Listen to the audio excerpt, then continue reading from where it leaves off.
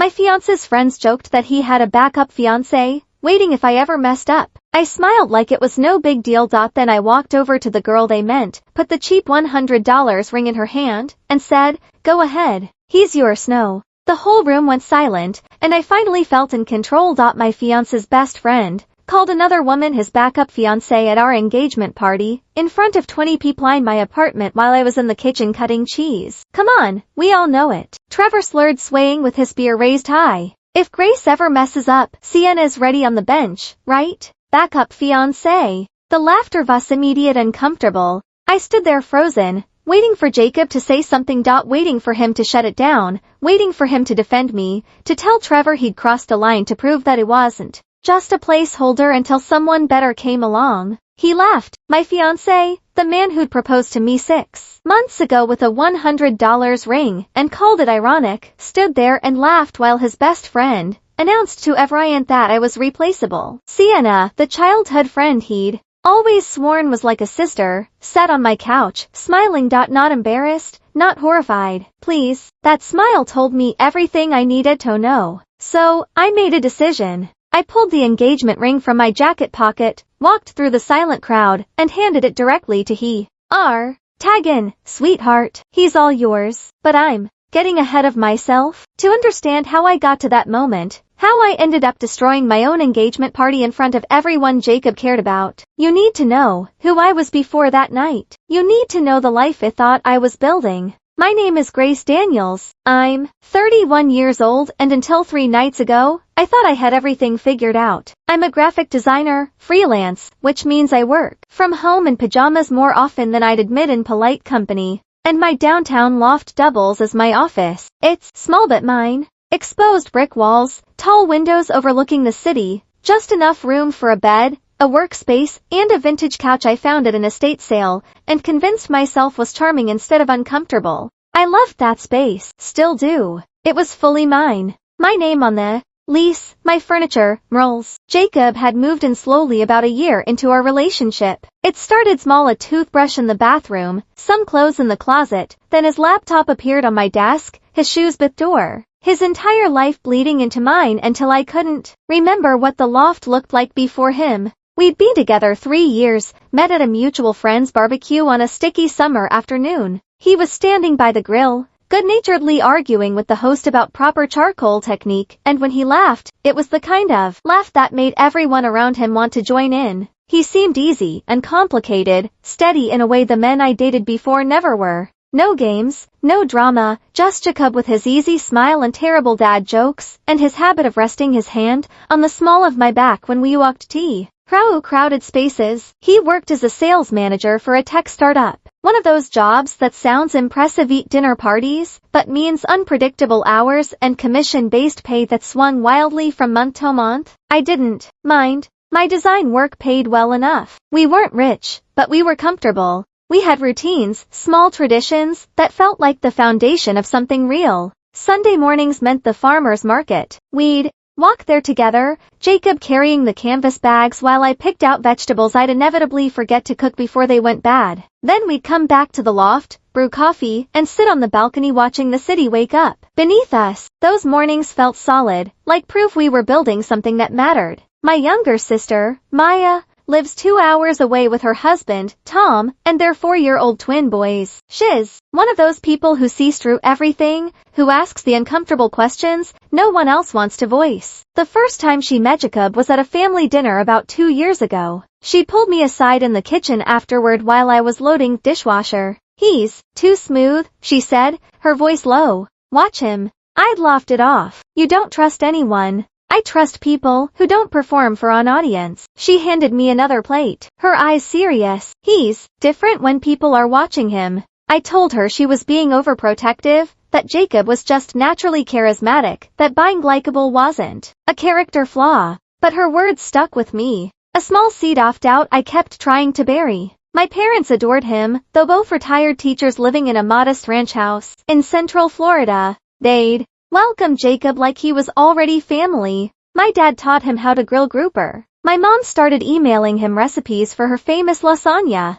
Every phone call ended with them asking about wedding plans, their voices bright with hope. 6 months ago, Jacob proposed. We were at our usual coffee shop, a hole-in-the-wall placed 2 blocks from the loft that made the best oat milk lattes in the city. It was a Tuesday morning. I was working on a logo redesign for a local bakery. Laptop open, only half focused on the screen because Jacob kept grinning at me from across the table in a way that made me suspicious. Then he reached into his jacket and pulled out a small velvet box. My heart stopped. He slid it across the table and opened it. Inside was a ring, hammered silver, cubic zirconia stone, obviously unmistakably cheap. It's ironic, he said that, grin widening. We're not those people who need a big diamond to prove anything. This is authentic. This is so us. I'd actually laughed, charmed by the gesture, by the idea that we were somehow above materialism, that our love was built on something deeper than expensive jewelry. I said yes. He slipped the ring on my finger right there in the coffee shop, and we took a selfie that I immediately posted with the caption, "He went to Jared." Just kidding.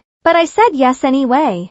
Comments flooded in within minutes. Heart emojis, congratulations. Friends saying it was sweet and authentic and perfect for us. But there were other reactions, too. Quieter ones. My coworker Anna, a sharp-tongued woman in her 40s who'd survived 2 divorces and had seen everything, texted me an hour later. Cute ring. You good with it? I sent back a thumbs up emoji. Of course, I was good with it. It was ironic. It was us. But when I showed her the ring in person the next day at the office, she raised one perfectly arched eyebrow, said absolutely nothing, and went back to her coffee. That silence said everything her words didn't. I felt doubt flicker then small, barely, there. But I shoved it down fast, told myself I was being shallow, that love wasn't measured by the size of a stone or the price on a receipt. Jacob was different. That's what I kept telling myself. He was real. Planning the engagement party became more complicated than I'd expected.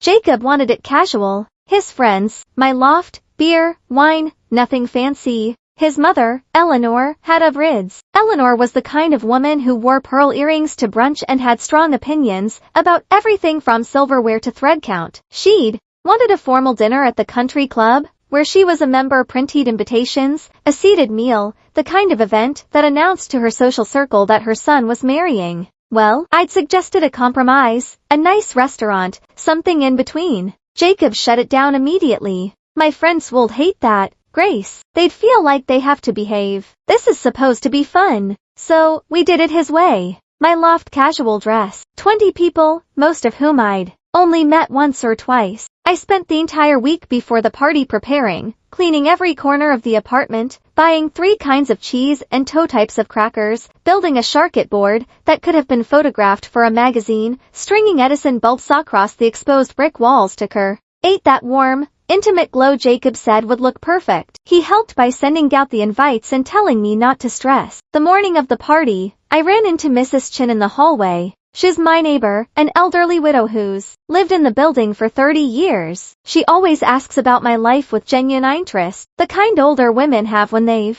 seen enough to know what matters. I was carrying grocery bags up from the car when she held the elevator door for me. Big night tonight, she said with a warm smile. Yeah, engagement party? Oh, how wonderful. Have you set a date yet? I shifted the bags in my arms. Not yet. Jacob wants to enjoy being engaged for a while first. No rush. Mrs. Chen's smile didn't fade, but something shifted in her eyes. He gave me a long measured look. A man who sure doesn't need to wait, she said quietly. Then the elevator doors opened on her floor, and she stepped out, leaving me alone with me groceries and a knot tightening in my chest. I tried to shake off her words. Told myself she was old-fashioned, that there was no right timeline for these things. That Jacob and I were fine. That evening, I got ready carefully. I chose a simple navy dress, nothing too formal, nothing that would make Jacob's college friends feel out of place. I stood in front of my bathroom mirror, adjusting neckline, smoothing down my hair, staring at my own reflection like I was trying to convince her everything was okay. The ring caught the overhead light, dull hammered silver cubic zirconia thaw. Tea didn't quite sparkle. Ironic, I reminded myself. I took a deep breath and told myself to stop overthinking. Maya's skepticism had gotten into my head. Mrs. Chen's commitment nothing. I just needed to relax and enjoy the celebration. But as I heard the first knock at the door, as I forced a smile and opened it to welcome strangers into my home, I couldn't silence the small, insistent voice whispering in the back of my mind. Something isn't right. I just didn't know yet how terrifyingly right that voice was. The first guests arrived at 7 o'clock and within minutes, I understood this wasn't going to be my party. Jacob's college friends came through the door like they owned the place, loud voices, back-slapping hugs, inside jokes flying across my loft before they'd even bothered to acknowledge me. I stood near the entrance with what I looked like a welcoming smile, accepting coats and bottles of wine people had brought, directing them toward the drinks table I'd spent an hour setting up perfectly. "You must be Grace," one guy said. "C. L, I think his name was. We'd met once before at a bar months ago." He didn't wait for my response before brushing past me toward Jacob, who was already holding court near the kitchen island. I watched Jacob transform. He was everywhere at once, moving through the room with an energy I rarely saw at home, refilling drinks, cranking up the music, launching and toss stories that had everyone doubled over, laughing, stories I wasn't part of, memories from a time before me. Every time I tried to join a conversation, to stand beside him like we were supposed to be a team tonight, he'd drift away, hand on someone else's shoulder, another drink to pour, another laugh to chase. By 7:15, I'd quietly accepted my role, the host, not the guest of honor, just the person making sure no one's glass stayed empty. I refilled the ice bucket, wiped up a spill someone left on the coffee table, rearranged the charcuterie board I'd spent $40 on, making sure the salami roses looked magazine perfect, even though nobody was paying attention. Trevor was already drunk. I could tell by the way he swayed when he gestured, the volume of his voice climbing with each beer he cracked open. He was Jacob's best friend Frankelj, the guy who still thought keg stands were the peak of human achievement, who measured friendship by how many embarrassing stories he could tell about you in public. He'd never liked me. Or maybe he just didn't seem. Either way, every story he told seemed designed to remind the room that he'd known Jacob longer, understood him better, had claim to a version of him I'd never access. I was back in the kitchen slicing more cheddar, when I heard the door open again. I didn't need to look to know it was Sienna. I could tell by the shift in Jacob's voice. The way it went softer, warmer, different. I glanced up from the cutting board, stood in the doorway wearing a black wrap dress that looked like it belonged at a cocktail party downtown, not a casual loft gathering. Her hair fell in perfect waves. Her smile was confident, easy, like she'd been here 1,000 times before. Jacob crossed the room in 4 long strides. He pulled her into Og. That went on too long. His hand lingered on her lower back. He laughed bright, effortless, and said something I couldn't hear that made him grin. I looked down at the cheese knife in my hand and focused on the motion. Thin slices, even cuts. Breathe. Jealousy was not attractive. Jealousy was unfair. I was being paranoid. I repeated it like a mantra, but my hands wouldn't stop shaking. The kitchen suddenly felt too warm, too small. I could hear Sienna's voice blending with Jacob's, his friends greeting her like she was part of the inner circle. He probably was. She'd known them all longer than I had. When I finally carried the refilled board back to the living room, Sienna was sitting on my couch. Jacob sat beside her, his arm draped casually along the back cushions, not touching her directly, but close. Too close. I set the board down on the coffee table, and no one even glanced at it. The music got louder. Conversations grew more animated. I drifted through my own home like I was invisible, collecting empty bottles, smiling when someone thanked me, feeling lonelier than I'd ever felt, surrounded by people. Then Trevor stood up. He was swaying, gripping his beer bottle like it was keeping him upright. Hey everybody, he shouted over the music. I want to make a toast. A few people turned. The volume dropped slightly. Mr. Mac tightened without knowing why. Jacob laughed from the couch. Trevor man, sit down. No, this ice important. Trevor raised his bottle higher, grinning like he was about to deliver the performance of the night. Toya Caban. D. Grace. A couple of people lifted their drinks. I felt heat crawl up my neck, unsure whether to smile or disappear into the kitchen. 2 people who prove, Trevor continued,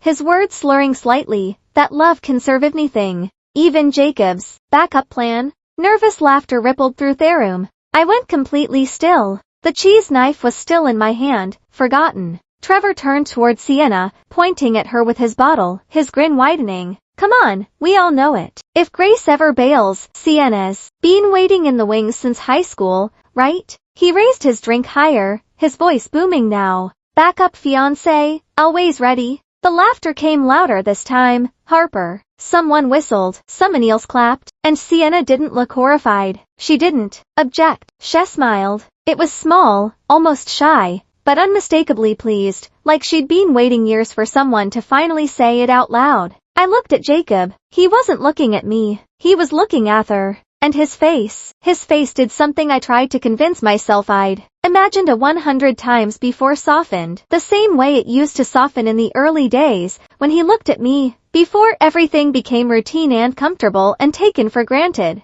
A tenderness I hadn't seen directed at me in months. Then he laughed. It wasn't a shut it down laugh. It wasn't an uncomfortable this has gone too far laugh. It was just a laugh like it was funny. Like Trevor's joke was harmless. Like I didn't matter enough to defend. The room kept moving around me. People went back to their conversations. The music swelled again. Someone grabbed another beer from the cooler, but I felt like I'd gone underwater. Sound muffled. Vision tunneled. My chest went tight. I set the cheese knife down on the counter very carefully, like if I moved too fast, I might shatter. Then I walked fully deliberately through the crowd. Conversations stuttered as I passed. People noticed. Eyes tracked my movement. I could feel the shift in their room, the sudden awareness that something was happening. I reached into my jacket pocket, the one draped over a chair by the door, and pulled out the small velvet box, the one I'd been carrying all night, the one I'd planned to show off later with a laugh, making a joke about how perfectly us it was. I held it in my palm, feeling the weight. $100 cubic zirconia, hammered silver, the cheapest engagement ring any woman I knew had ever received, and about to become the most expensive thing I'd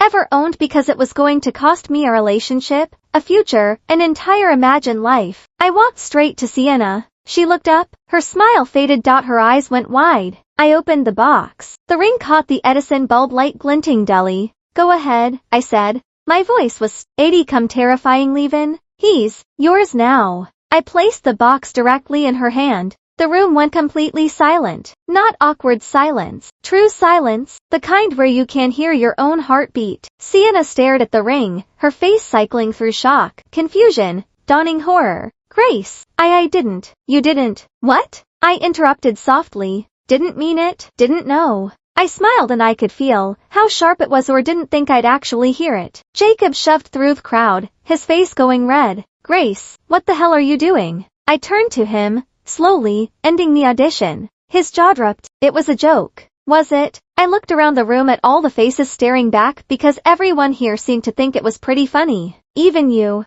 You're overreacting. No, I said, and my voice dropped to something cold and final. I'm done reacting. I walked to the door and opened it wide. Party's over, I said. Everyone out. Nobody moved. Trevor muttered something. Come on, she's just out. I repeated louder. They started shuffling toward the exit. Some looked apologetic. Some looked annoyed. Moss just looked uncomfortable, eager to escape whatever mess this had become. Sienna stood frozen, still clutching the ring box like it might explode in her hands. Keep it, I said when she tried to give it back. Apparently, you've been waiting long enough. Jacob grabbed my arm as the last person squeezed through the doorway. You just humiliated me in front of everyone. I yanked free. Funny, that's exactly how I felt when your best friend called another woman your backup fiancé, and you laughed. It wasn't like that. Then what was it like, Jacob? My voice cracked for the first time because from where I stood, it looked like everyone in that room knew something I was too stupid to see. He stared at me, mouth opening and closing, searching for words that didn't come.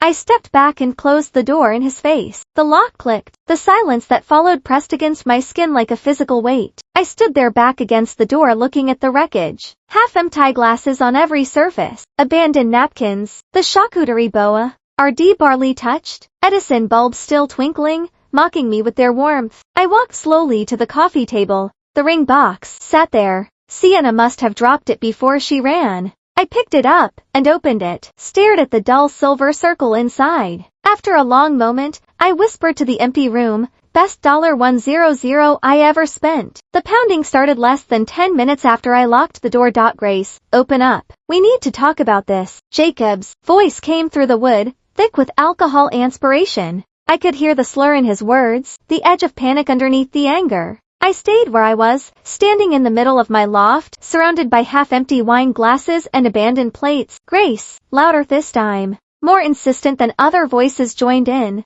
Trevor, Kyle, maybe twoothers I couldn't identify. Come on, Grace, you're being crazy. He didn't do anything wrong. It was just a joke. Their voices overlapped, building into a chorus of indignation. All of them convinced I was the problem, that I'd overreacted, that I'd ruined a perfectly good night over nothing. I walked to the couch, sat down, and pulled out my phone. I scrolled through my podcast app until I found exactly what I was looking for. A financial independence podcast I'd been meaning to listen to. Episode title, Building Wealth Through Autonomy. The irony wasn't lost on me. I put in my earbuds, pressed play, and let a calm woman's voice talk about investment strategies and emergency funds while Jacob and his friends shouted on the other side of my door. There was something strangely powerful about it, about refusing to engage, about letting them exhaust themselves against my silence while I sat there learning about index funds and retirement planning.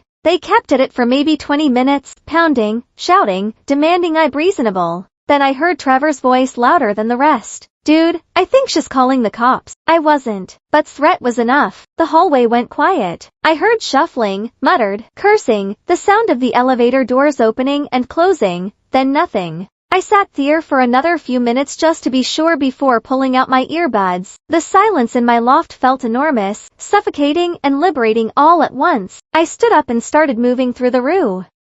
Turning off the Edison bulbs one by one, collecting abandoned glasses and plates, wiping down surfaces. My hands moved on autopilot while my brain cataloged everything around me. The vintage record player in the corner. His. The throw blanket on the couch. Mine. The coffee table. Books about architecture. His. The framed print above the desk. Mine. 3 years of a shared life. And I was already dividing it into 2 separate columns. His. My.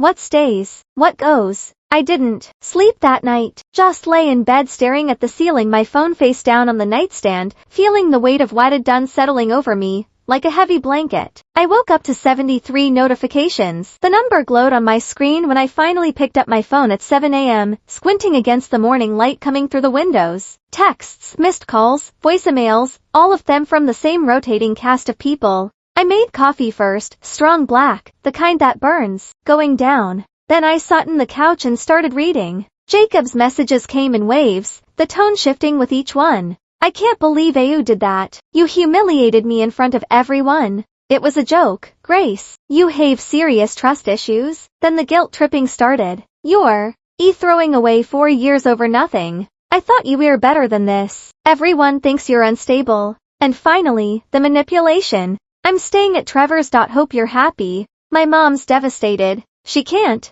believe you do this to our family. I scrolled through them all, watching the pattern repeat. Anger, guilt, manipulation, anger again. There were messages from his friends, too. Trevor predictably telling me I'd overreacted. Kyle saying I owed Jacob an apology. Someone named Derek I barely remembered meeting calling me dramatic. Then there was Sienna. Grace, I'm so sorry. I didn't mean for any of this to happen. Please call me. I stared at the tone for a long time. She didn't mean for it to happen. As if she'd had no control over smiling when Trevor made his backup fiancé joke. As if she'd had no choice but to sit there looking pleased while my relationship imploded. I deleted it without responding. The worst message, though, came from Eleanor. Jacob's mother had always been polite to me in that particular way wealthy women are when they're barely tolerating your presence. Tight smiles, backhanded compliments about my bohemian style or my quaint loft. Her text was short and brutal. I always knew you had a vindictive streak. Jacob deserves better than this humiliation. I read it twice, let the sting of it settle. Then, did something that felt better than anything I'd done in months. I started blocking numbers. Trevor walked, Finn walked. Kyle, Derek, and 3 other people whose names I barely knew. Block. Owner. I hovered over a name for a second, then pressed the button. Block. Each tap made me feel lighter.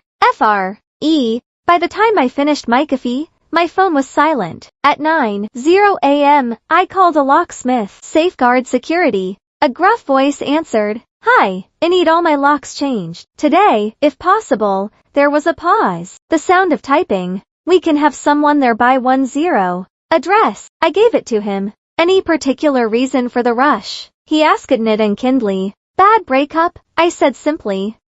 Yeah, we can do that. Guy named Tom will be there in an hour. Tom arrived at exactly 10 o'clock. A broad-shouldered man in his 50s with kind eyes, and a toolbox that looked like it had seen decades of use. You're the bad breakup, he asked, setting down heist equipment. That's me, he nodded, already examining the existing lock. You'd be surprised how many of these calls we get. Smart move, changing them fast, saves a lot of trouble down the line. I watched him work the methodical way. He removed the old hardware, installed the new deadbolt, tested it multiple times to make sure it was secure. This one's high security, he said, showing me the mechanism. Costs a little extra, but it's worth it. Can't be picked easy, can't be bumped. Somebody wants in, there. Going to need your key or a battering ram. Perfect, I said when he handed me the new keys. It felt something shift, something final. This was my space now, fully, complete. After Tom left, I stood in the middle of my loft and looked around. It didn't look like home anymore. It looked like a crime scene. Evidence of a life I'd believed in scattered across every surface. I grabbed a stack of boxes from storage closet and got to work. Clothes first. I pulled everything of Jacob's out of the closet, off the hangers, out of the dresser drawers, t-shirts that still smelled like his cologne, jeans I'd washed 100 times, the blazer he wore to job interviews into the box, label it. Clothes, toiletries. Next, his razor, shaving cream, the expensive face wash insisted was worth the price. All of it went into another box. Then the harder stuff, the weighted blanket he bought after reading some article about better sleep, the vintage record player he'd found at a flea market and promised to restore, but never did, the collection of craft beer bottle caps he'd been saving for some vague future project. Box after box, I packed away 3 years of shared life. I labeled them with a brutal honesty that felt good in a dark way. Electronics, delusions, miscellaneous lies. I found the framed photo from last Christmas when I was going through the bookshelf. Both of us at my parents' house in Florida, their palm tree decorated with lights in the background. Jacob's arm around me, both of us smiling like we meant it. I stared at that photo for a long time, remembering that trip, how my parents had loved him, how happy I thought were. I put it in the box labeled lies and kept packing. By noon, I had 8 boxes stacked by the door. Then I found something I wasn't expecting. I was cleaning out his nightstand drawer when my fingers brushed against a card tucked beneath old receipts and charging cables. I pulled it out. A birthday card. Expensive card stock. Embossed flowers on the front. I opened it to the one who's always been there. J. Not signed, not sent, but dated 2 weeks ago. My hands started shaking. Not from honor, from clarity. This wasn't a joke Trevor had made up on the spot. This wasn't some backup plan that existed only in drunk toasts. This was real, deliberate, a pattern I'd been too trusting or too afraid to see. I put the card in the last box and sealed it shut. The knock came around 2 that afternoon. Hard, insistent, angry. It checked the full. Jacob, looking rumpled and furious, his eyes red either from drinking or crying or both. I opened the door just wide enough to speak through the chain lock. Your key doesn't work, he said flatly. I know. It changed the lock. His eyes went wide. You what? Change the locks. This is my apartment. My name on the lease, not yours. I live here. You stayed here. I corrected. Guest privileges now revoked. His face twisted with rage. You can't just kick me out. I can and I did. Your stuff's in the entryway. 8 boxes. You have 20 minutes. This is insane. Bring the police if you want. Bring a lawyer. My lease, my rules. He stared at me, mouth working, searching for an argument that would land. He didn't findone. Fine, he spat. But I'm taking everything that's mine.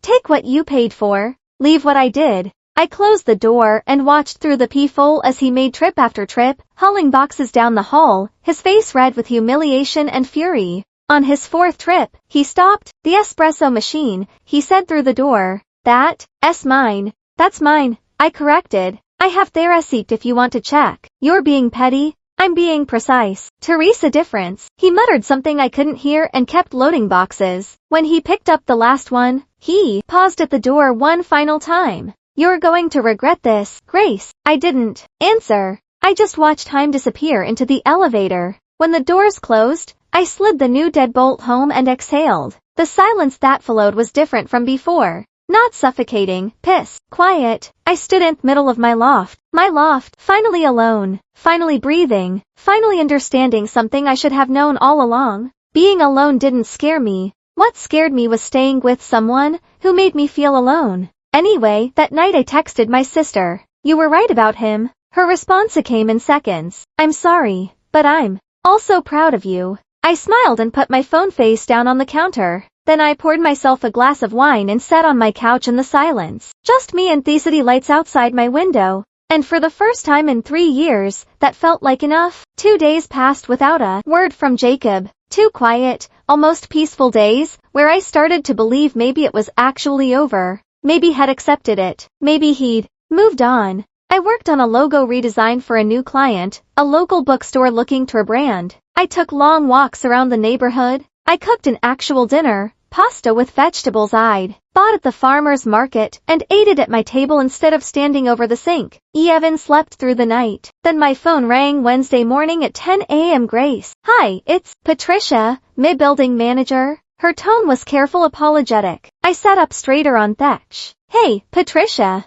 What's up? Listen, I'm calling because, well, it's a little awkward. We got some complaints about your unit. Ice ran through my veins. Complaints? Yeah, anonymous ones, which is weird. 2 of them, actually. One about domestic disturbances, screaming, fighting, that kind of thing. Another about strange chemical smells coming from your vents. I closed my eyes. Anonymous. Yeah. Honestly, Grace, didn't believe either of them. You've been here 3 years, never a single issue. But corporate's requiring me to follow up. They're asking for a wellness check, and if we get another complaint, I'll consider it a community safety violation. The words landed like stones in my stomach. It's Jacob, I say flatly. It has to be, Patricia. I figured. Look, I'm on your side here, but my hands are tied. Corporate sees multiple complaints, they panic. You know how it is. I did know. I also knew exactly what Jacob was doing. He couldn't control me anymore. So, he was trying to control my home,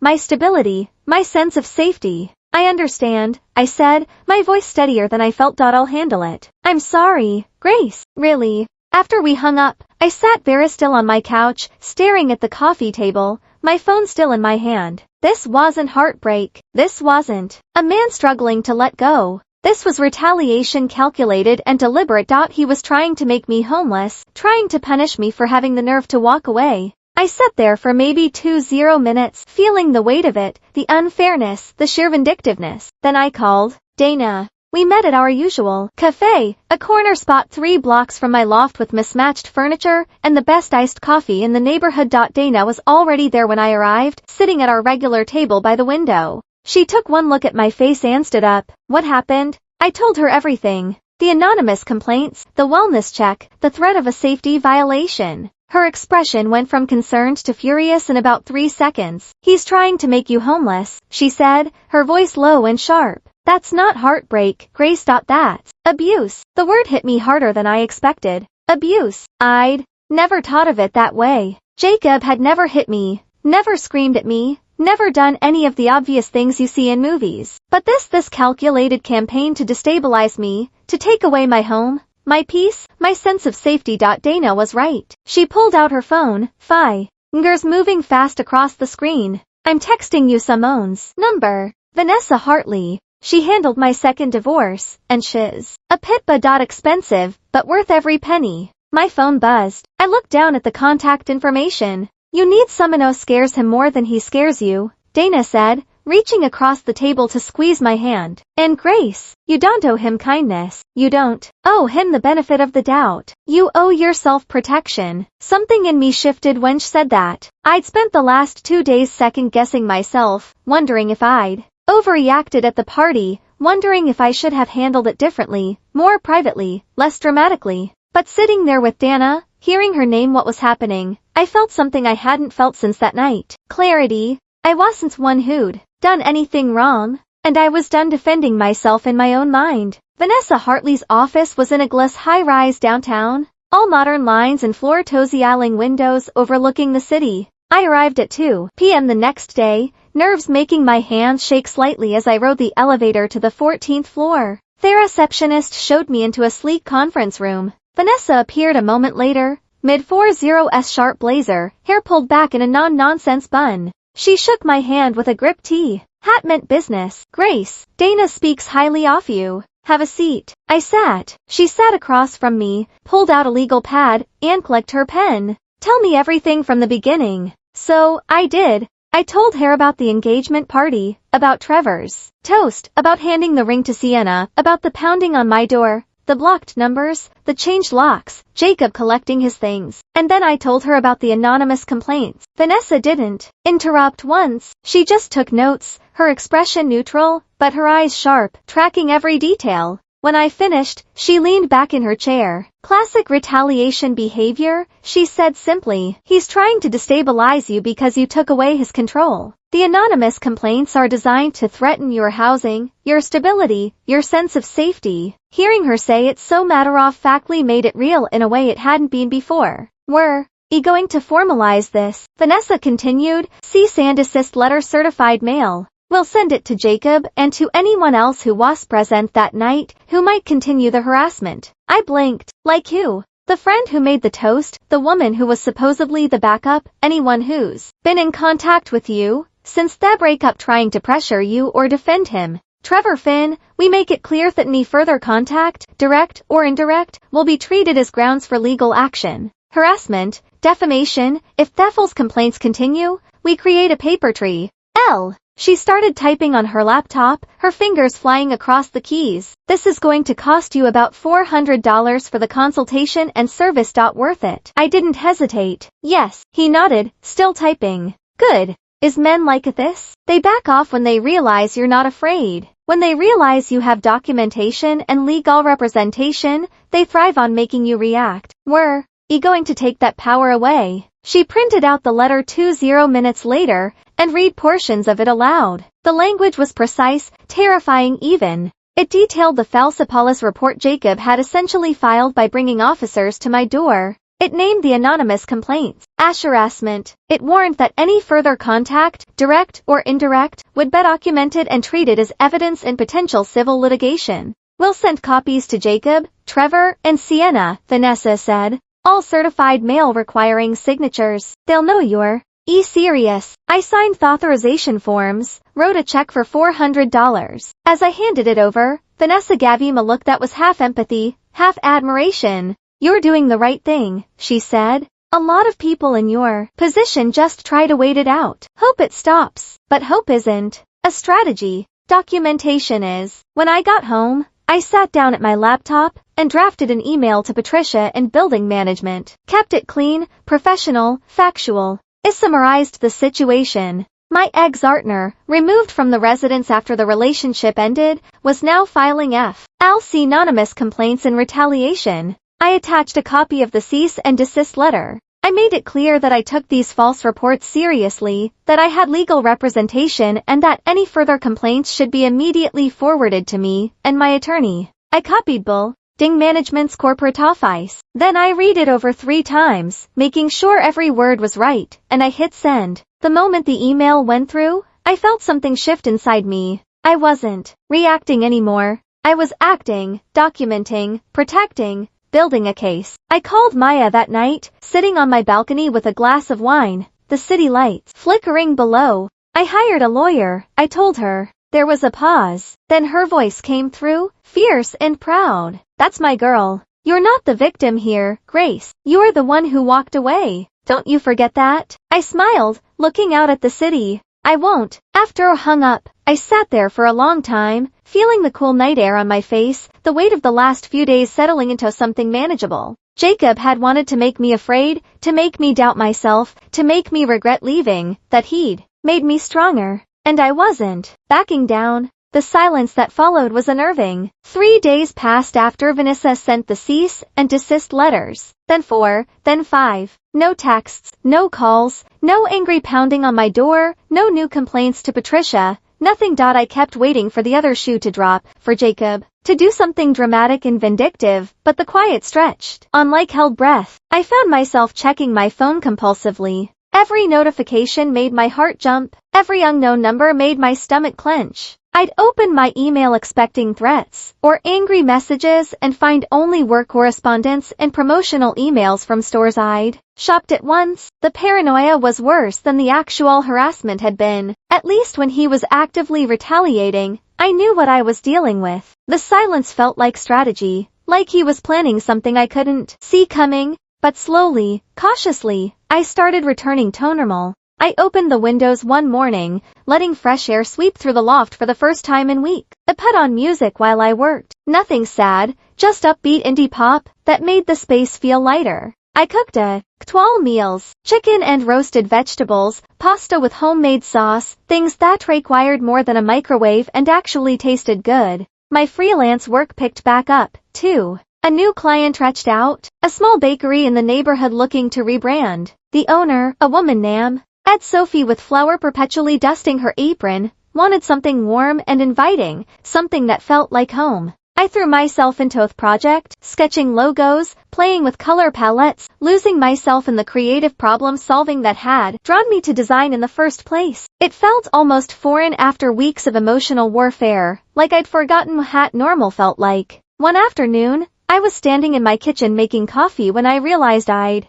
gone an entire hour without thinking about Jacob. A full hour. Sunlight was streaming through the tall windows, catching dust motes and tear. My laptop was open on the counter, displaying 3 logo variations for the bakery. Music played softly from my speaker, and I felt not happy exactly, not healed, but okay. It felt like a small victory. I ran into Mrs. Chin in the hallway a few days later. I was carrying groceries up from the lobby when I saw her at her door, struggling with her keys while balancing a canvas bag. Here, let me help, I said, setting my bags down and taking hers while she unlocked her door. Oh, Grace, thank you, dear. She pushed the door open and took her bag back, then paused. I noticed the locksmith the other day and the boxes. Everything all right? I hesitated, then surprised myself by saying, would you like to come in for tea? Her eyes brightened. I'd love that. 10 minutes later, we were sitting in my kitchen, a tiny space barely big enough for the bistro table I'd squeezed in, drinking chamomile tea from mismatched mugs. I gave her the edited version, the engagement, the party, the joke that wasn't really a joke, the decision to end it. Mrs. Chin listened without interrupting. Her wrinkled hands wrapped around her mug, her eyes sharpened knowing. When I finished, she nodded slowly. I was married 43 years before me husband died, she said. And you know what I learned? A man who truly loves you never makes you feel like you're waiting in line. The words hit me harder than I expected. You did right, she continued, reaching across the table to pat my hand.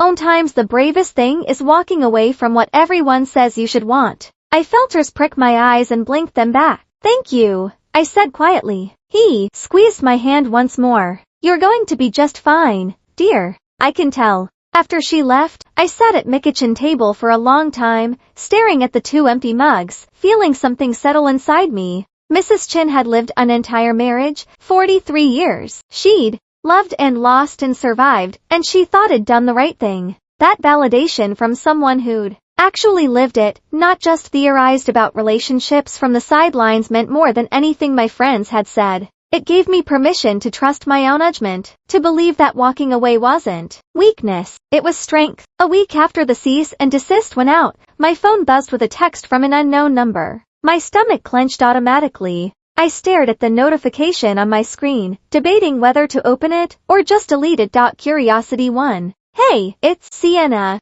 I sat up straighter on the couch, my jaw tightening. The message continued. I'm out. He's crazy. He wanted me to call your landlord again. Say, I saw drugs in your apartment. I'm done being part of this. I'm sorry for everything. I read it 3 times, feeling rage build with each pass. She was out. She was done being part of this. Like she'd been an unwilling participant, like she hadn't smiled at Trevor's backup fiancé joke. Like she hadn't been texting Jacob at midnight for months. Like she hadn't been waiting in the wings, just like Trevor said. And now she wanted me to know she'd almost filed another false report but decided not to. And somehow that made her a good person. He was sorry for everything. Everything as if a text message could undo the humiliation, the betrayal, the months of gaslighting myself into believing I was paranoid for noticing what Verena apparently already knew. I stared at the message, my hands shaking slightly, imagining all the things I could say. I could tell her exactly what I thought of her apology.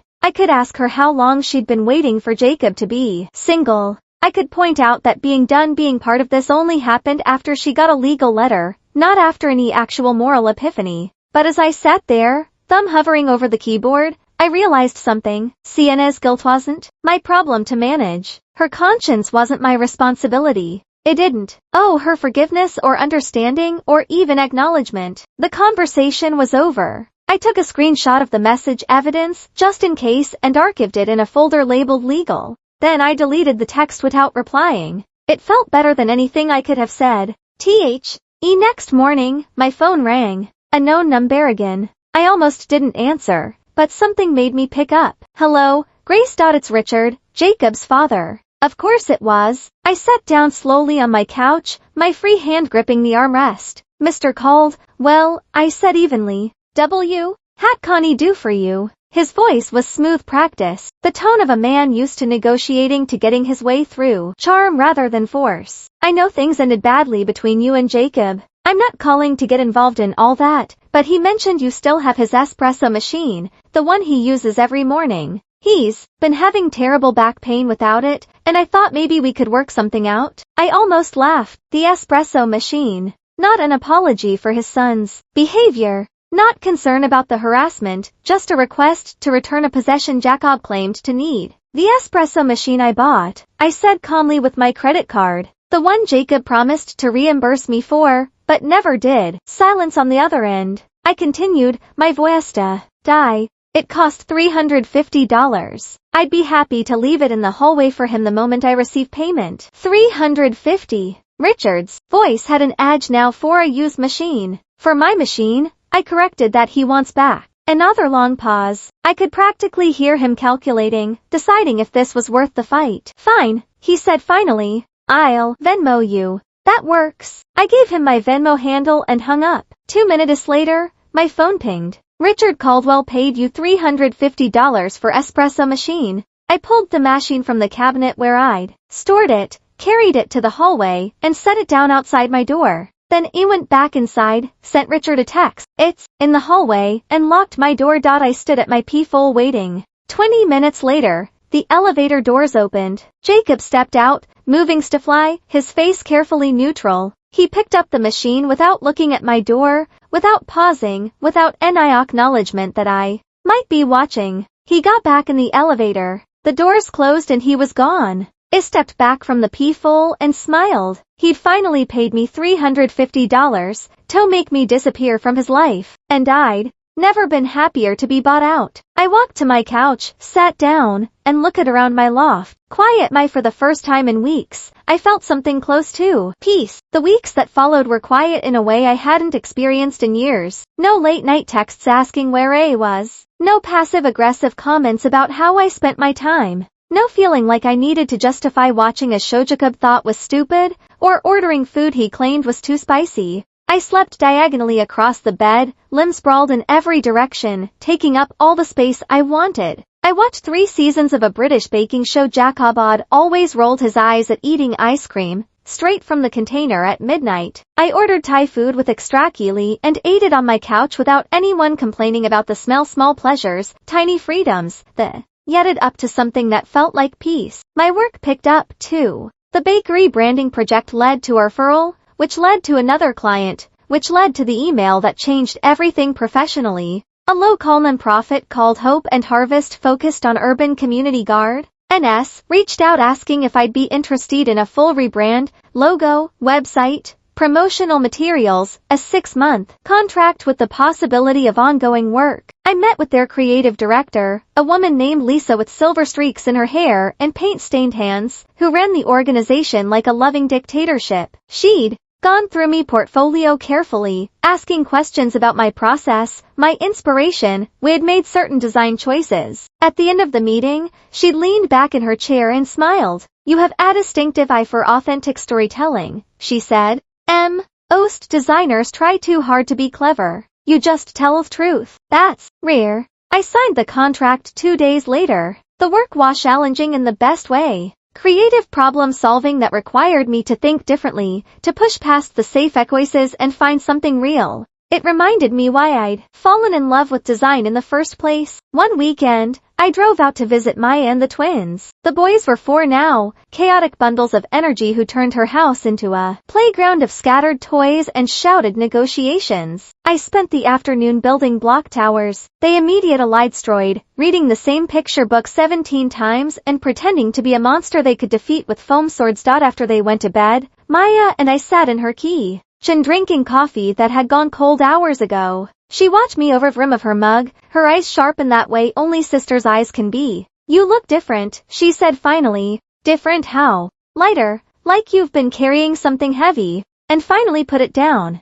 I thought about that, turned it over in my mind. He was right. The weight I'd been carrying wasn't just the relationship. It was that constant effort of making myself smaller. Of editing my opinions to match his, of pretending Thai food wasn't my favorite because he didn't like it, of skipping shows I wanted to watch because he'd make comments that drained all the joy out of them. I'd spent 3 years shrinking to fit into the space Jacob had decided I should occupy. And now, alone in my loft, I was expanding back to my actual size. Yeah, I said quietly. I think you're right. Me reached across the table and squeezed my hand. Gee, and you deserve to take up space, Grace, all of it. The text from Kara came on a Tuesday evening. I was working on the Hope and Harvest logo, playing with different arrangements of leaves and text when my phone buzzed on the desk. Kara and I had been friends in college, stayed close for a few years after, then drifted apart when I started dating Jacob. It wasn't deliberate, just the slow erosion that happens when someone new takes up all your time and energy.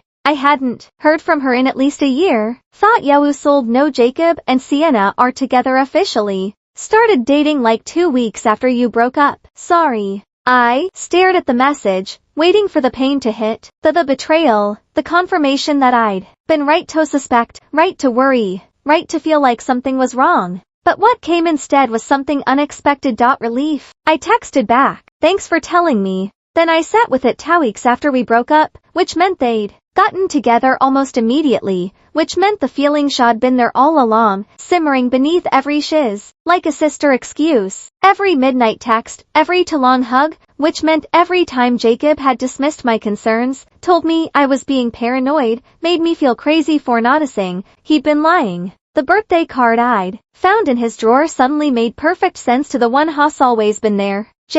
Not unsent because he'd changed his mind. Unsent cause he was waiting for the right moment, waiting for me to be out of the picture. The backup plan wasn't a joke. It was always the real plan. I was just too trusting to see it. I called Dana. Rooftop bar. 1 hour. I'm buying, I said when she picked up. That good or that bad? Honestly, I'm not sure yet. We met at a place downtown with string lights and a view of the city skyline. Dana was already there when I arrived. 2 glasses of wine on the table. Talk, she said, sliding one toward me. I told her about cars, text, about Jacob and Sienna, about the timeline. Dana's expression shifted from surprise to something closer to vindication. I knew he was a coward, she said, shaking her head. Couldn't even break up with you. Before moving on, had to keep you around as the safety net while he figured out if she'd actually want him. I took a long sip of wine, letting that sink in. The backup fiancé joke, I said slowly. At the party, Trevor wasn't making it up. Everyone knew. They all knew he had feelings for her. That's why Sienna smiled like that. That's why Jacob looked at her that way. Dana reached across the table and gripped my hand. And that's why you walked across that room and handed her the ring, because somewhere deep down you knew too. I nodded, feeling the truth of it settle into my bones. Dana raised her glass. To men who do you the favor of showing you who they are, and to women who are smart enough to believe THM. I clinked my glass against hers and drank. Something shifted in that moment. The narrative in my head changed. It wasn't I was humiliated at my own engagement party. It was I escaped before I married the wrong person. Jacob and Sienna getting together wasn't a betrayal. It was confirmation. Every instinct I'd ignored, every concern I'd talked myself out of, every moment I'd felt like something was wrong. I'd been right all along. That night, I stood on my balcony with a glass of wine, looking out at the city lights flickering against the dark sky. For the first time in months, I felt something I hadn't let myself feel before. Possibility. Not the possibility of getting back together. Not the possibility of closure or apologies or explanations, just possibility, open-ended and undefined. The future stretched out in front of me, no longer tethered to Jacob's timeline or Jacob's plans or Jacob's version of what our life should look like. I thought back to the engagement party, to that moment off walking through the crowd with the ring in my hand, every eye on me, every conversation dying mid-sentence. It felt terrifying, powerful, final. I thought it was an ending, but still. Ending here now, I understood it differently. It wasn't just ending a relationship. It was reclaiming my own life, my own narrative, my own right to be more than someone's backup plan. I finished my wine and went back inside. That's when I saw it. The velvet box sitting on my bookshelf where it had been for weeks. Sienna must have dropped it in her panic to leave, and I'd never bothered to throw it away. I picked it up and opened it. The ring caught the amber glow off street lights outside, glinting weakly. $100. Cubic zirconia, hammerhead silver. Ironic Jacob had called it. I turned it over in my fingers, feeling weight of everything it represented. Then I grabbed my jacket and walked downstairs. The vintage shop on that corner had a donation bin outside filled with old jewelry, clothing, random household items people wanted gone but couldn't quite throw away. I stood there for a moment holding the box. Then I dropped it in. Someone else can laugh about it, I whispered. Someone who still believes in irony. The box disappeared among other people's discarded treasures. And just like that, it was gone. No longer a symbol of anything I wanted to remember. Just another cheap ring someone thought meant something once. I walked back upstairs, unlocked my door, and stepped into my loft. It was quiet point. And for the first time, since this whole thing started, that silence didn't scare me, sounded like freedom. The months that followed felt like learning to live in my own skin again. I started small, rearranging furniture so the couch faced the windows instead of that, moving my desk to catch the morning light, buying new throw pillows in colors I liked, deep emerald and burnt orange instead of the neutral grays Jacob had preferred because they were more sophisticated. I hung new art on the walls, a print from a local artist showing the city skyline in abstract watercolors, a vintage poster from a bookstore I loved, things that made the space feel like mine, not ours. The Hope and Harvest contract turned it into steady work. Lisa, the creative director, became more than just a client. She'd invite me to the community garden work days where I'd spend Saturday mornings pulling weeds and planting tomatoes alongside volunteers who talked about soil composition and heirloom seeds with the kind of passion I usually reserved for color theory. One evening, Lisa invited me to a gallery opening in the Arts District. You should meet people, Shed said when I hesitated. Actual people, not just me and my Kombua brewing gardeners. I went. The gallery was packed with artists and designers, musicians and writers, all of them talking over wine and cheese about projects and collaborations and ideas. Lisa introduced me to a photographer who needed branding for her studio, Amarylist looking for someone to design promotional materials, a sculptor who just wanted to talk about negative space and composition. I realized standing there with a glass of cheap red wine, how small my social circle had become during my relationship with Jacob, how I'd let friendships fade because he didn't like my friends or because they didn't fit into his world or because it was just easier to exist in the narrow bubble of his life. A week later, I signed up for a weekend drawing class at the community center. I'd always wanted to take one. Back in college, before I'd pivoted to graphic design, I loved drawing. Charcoal sketches, figure studies, anything that required just paper in my hands. Jacob had called it a waste of time when I mentioned it once. You already know how to draw. Why pay money to do something you can do at home? But it wasn't about learning a skill. It was about creating something with no commercial purpose, no client brief, no deadline, just the quiet satisfaction of charcoal on paper, of making something because I wanted to. The class was small. 6 of us, ranging from a retired accountant to a college student to a man in her 60s who decided to try something new after her kids moved out. Our instructor, a bearded man named Michael with paint permanently under his fingernails, didn't care if we were good. He just cared if we tried. Art isn't about being perfect, he said during our first session. It's about being honest. I drew a still life of coffee cups and wilted flowers and felt something in my chest on it. I ran into Trevor on a random Tuesday at a coffee shop downtown. I was waiting for my lat, scrolling through emails on my phone when I felt someone staring. I looked up. Trevor stood near the door, frozen mid-step, his face cycling through recognition and discomfort. Our eyes met. He hesitated, clearly debating whether to pretend he hadn't seen me, then seemed to decide that would be worse. He approached Middable slowly like I might bolt. Grace, hey, can I talk to you for a minute? I looked at him for a long moment, then gestured to the empty chair across from me. He sat, hands wrapped around his own coffee cup, not quite meeting my eyes. I owe you an apology, he said finally, for that night. THOS, I was drunk and I didn't realize how it would sound. I didn't mean to hurt you. I studied his face, saw genuine embarrassment there, maybe even shame. But I also saw something else. Something that told me his regret wasn't really about hurting me. It was about how it had made him look. Why? Oh, meant every word, I said quietly. You just didn't expect me to hear it. Trevor opened his mouth to protest, then stopped. His shoulders sagged slightly. He nodded. Just once. Yeah, he said. I guess you're right. He stood up, tucked his chair back in, and left without another word. I watched him go, feeling nothing but a mild sense of closure. The barista called my name.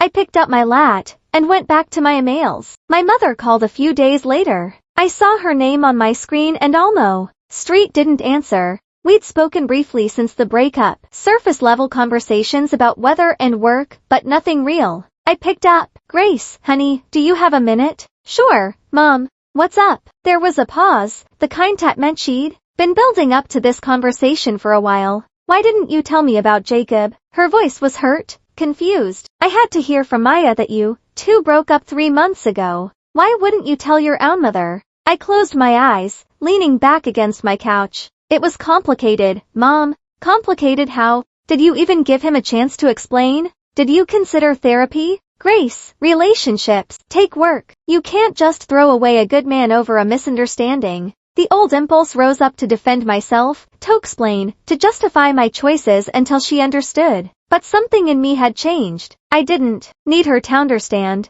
I just needed to tell the truth. He had feelings for someone else, I said simply. I wasn't going to wait around to be his second choice. Silence, long and heavy, then a sight. You're stronger than I was at your age, my mother said finally, her voice softer. I stayed in things I should have left. I thought that was what you were supposed to do. Something in my chest loosened. I love you, Mom. I love you too, honey. We hung up and I sat there for a moment, feeling the weight of that conversation settle. We'd never fully agree. She'd probably always think I should have tried harder, should have been more patient, should have fought for it. But for the first time, I was okay with that distance. Her choices weren't mine to carry. I saw them together on a Saturday morning at the farmer's market. I'd go nearly the way I always did, basket in hand, mentally planning what vegetables I'd actually cook this week. I was browsing the heirloom tomatoes when I saw them across the aisle. Jacob and Sienna together. My heart kicked up automatic and unwelcome.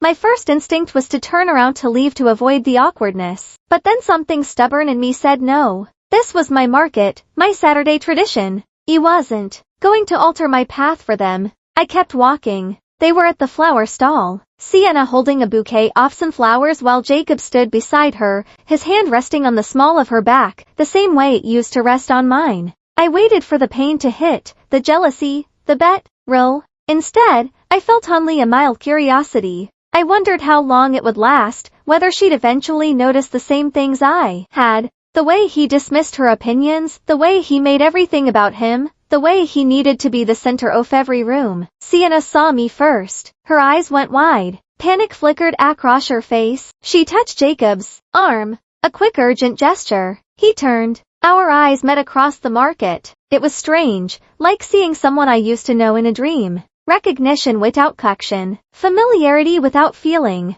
I nodded once, polite, impersonal. Then he turned to the herb vendor and bought basil and rosemary, asking about the best way to keep them fresh. Listening to a detailed explanation about trimming stems and changing water. The normality of the transaction felt like a victory. When I glanced back, they were gone. I finished my shopping, bought a bouquet of wildflowers for myself, and walked home through the sun-dappled streets, feeling lighter than I had in years. That afternoon, I arranged the flowers in a vase on my kitchen counter, made pasta with the basil I'd bought, and ate it on my balcony while watching the city move below. The sky was clear, the air was warm, my loft was quiet, and for the first time in as long as I could remember, I wasn't waiting for anything. I wasn't waiting for Jacob to change. Wasn't waiting for closure. Wasn't waiting for someone else to validate my choices. I was just here living, moving forward, building something new from the pieces of what I'd left behind. And it felt like enough. 6 months after the engagement party, I woke up on a Saturday morning to silence. Not the oppressive kind, not the lonely kind, just quiet. Soft autumn light filtered through my windows, turning everything in the loft golden. I stretched across the bed, still sleeping diagonally, still taking up all the space I wanted, and felt nothing but contentment. I made a coffee the way I liked it, strong with just a splash of oat milk. No compromise, no one commenting that it was too bitter or suggesting I try something sweeter. I'd ride my mug out to the balcony wrapped in my favorite oversized sweater, the one with the holes in the sleeves that Jacob had always said made me look like a college student. I loved that sweater. The city was waking up beneath me, early joggers on the sidewalks, a few cars passing, the coffee shop on the corner just turning on its lights. I sat there watching it all and realized something. I hadn't checked my phone compulsively in weeks, hadn't wondered what Jacob was doing or who he was with or whether he thought about me. I just didn't care anymore. The anxiety that had lived in me chest for months, maybe years, was gone. I pulled out my phone, not to check for messages, but to look at my calendar. Brunch with Dana at 11 o'clock. Drawing class at 2 o'clock. Maybe swing by Ms. in the evening if I felt like the drive. A full day, a full life. It looked nothing like what I'd imagined when Jacob and I were planning our future together. It looked better, more authentic, more mine. I finished my coffee and went inside to get ready. I met Marcus at a cafe near the Arts District at 10 o'clock. Lisa had introduced us at the gallery opening 2 months ago. He was a friend of her husband's, a high school English teacher with kind eyes, and a tendency to talk about his students the way other people talked about their own children. This was our 3rd time meeting up coffee dates that carefully weren't being called dates yet, though we both knew what they were becoming. Marcus was already there when he arrived, sitting at a corner table with 2 cappuccinos waiting. I took a guess on your order, he said, standing to hook me. Oat milk, right? Perfect, thank you. We sat and he launched immediately into a story about his sophomore class, attempting to perform Romeo and Juliet. They rewrote the ending, he said, grinning. Romeo wakes up before Juliet dies. They have a very modern conversation about communication and therapy, and they decide to just run away together and start a podcast. I laughed, the kind of genuine, easy laugh that doesn't require performance or effort. Please tell me you recorded it. Oh, it's on my phone. I'll show you next time. Next time. The assumption felt comfortable. Natal. We talked for over an hour about his students, about my work with Hope and Harvest, about the terrible true crime documentary we'd both accidentally started watching. He listened more than he talked, asked questions, and actually waited for the answers. Never once made me feel like it was competing for his attention or justifying my opinions. When we finally left, he walked me back toward my loft, our pace slowing as we got closer.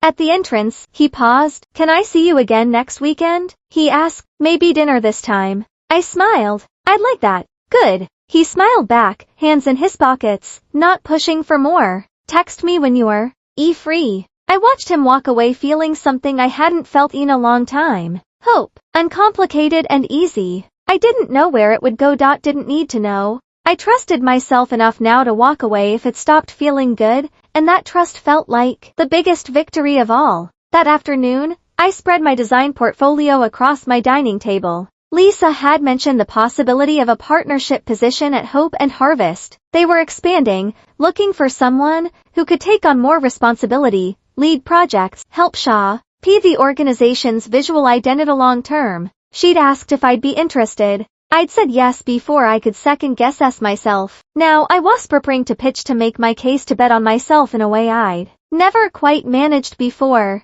I laid out my best work. The non-profit branding that had started this whole journey. A logo series I'd done for 3 local restaurants, each own distinct but cohesive. The personal art from my drawing class, charcoal sketches and watercolor experiments that showed range, creativity, the ability to think beyond commercial constraints. Looking at it all together, I felt something unexpected, pride. This was good work. Work that was distinctly mine. Unburdened by anyone else's opinions about what I should prioritize or how I should present myself. I'd found my voice and it didn't try to please everyone. Lisa had said that was rare. I was starting to believe her. The partnership might not happen. I might pitch and face rejection. Might have to try again somewhere else, or keep freelancing or pivot entirely. But I'd survive it. I'd already survived worse. I'd survived a relationship that made me small. A public humiliation that could have broken me, harassment designed to destabilize my entire life, and I'd come out the other side stronger. I closed my portfolio feeling ready. Whatever came next, I could handle it. That evening, I stood on my balcony as the sun began to set. The city lights were just starting to shimmer against the darkening sky. Yelled a glass of wine in one hand, cool evening air brushing against my face, and everything was quiet. Not pounding on my door. No angry texts lighting up my phone. No voice in my head telling me I'd overreacted, that I'd made a mistake, that I should have handled it differently. Just silence. The kind of silence that used to terrify me. For years, I'd been afraid of being alone. Afraid that if I didn't have anyone, I'd be incomplete somehow. Less than that, fear had kept me in a relationship where I was lonely anyway, where I spent 3 years shrinking myself to fit into someone else's idea of who I should be. But standing here now, I understood something I hadn't before. Silence isn't emptiness. It's space, possibility, the room to hear your own thoughts without static, to make decisions without needing someone else's permission, to exist fully as yourself, without apologizing for taking up space. I thought briefly about the engagement party. That moment of walking through the crowd with the ring in my hand, every eye on me, every conversation dying as I moved. It felt like an ending. But it was actually a beginning. The beginning of learning to trust myself, to believe my own instincts, to understand that walking away isn't weakness, it's strength. A few drops of rain began to fall soft and steady, powdering against the balcony railing. I tilted my face up, feeling cool water on my skin. This is what freedom sounds like, I whispered to the empty air. The rain picked up, turning city below into a shimmering watercolor. I finished my wine, watching the lights blur and soften, feeling more peace than I'd felt in years. Then I went back inside, closing the balcony door behind me. I looked around my loft, my space, my rules, my life, the furniture I'd chosen, the art I'd hung, the silence I'd learned to love. For the first time in as long as I could remember, I felt completely at home. Not because I had everything figured out, not because the future was certain,